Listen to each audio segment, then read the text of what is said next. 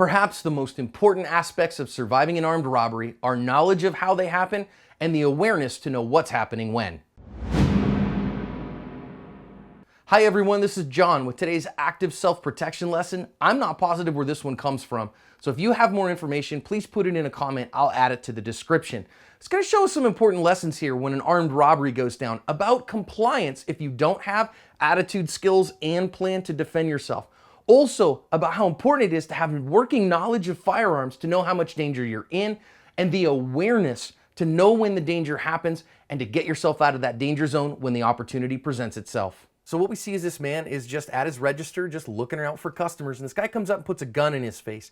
And the clerk just puts his hands up here. Now what you start to notice is the guy's having a hard time with his gun, but the clerk's like, look man, I'm gonna give you whatever you want, whatever. The guy takes forever to get his gun back in the game, and the clerk opens the register for him, says, hey man, take whatever you want, and the bad guy's gonna go ahead and take the money out of the register and walk off, and no harm, no foul on this one at the end of the day. Now, if you go back to our website, there are at least 8 lessons to learn from this one, but I wanna back up and think about some of the more significant ones here. First of all, what we see in this clerk is it's just a regular day, and when you are the defender here, everything comes at you from the jump. You are always working from the ambush. You're working from behind when you're a defender. You don't initiate contact. You don't initiate action as a self-defender. So you always got to recognize that you're behind the curve here. Secondly, when everything starts, you see this clerk back up and put his hands up in that submissive posture.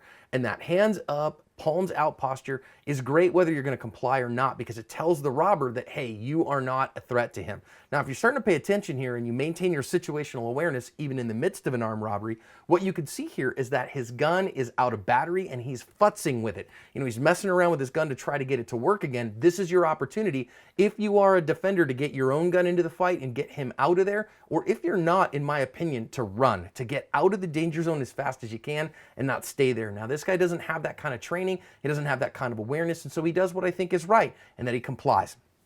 He gives the guy what he wants, because the only option you have, if you don't have attitude, skills, and plan to protect yourself from an armed robber, is to comply with their demands and hope for the best. In this case, the best happened. He simply got his money and he left. But the goal is to see situations like this, to work on our attitude, skills, and plans so that when that situation happens to us, we can cover our ass.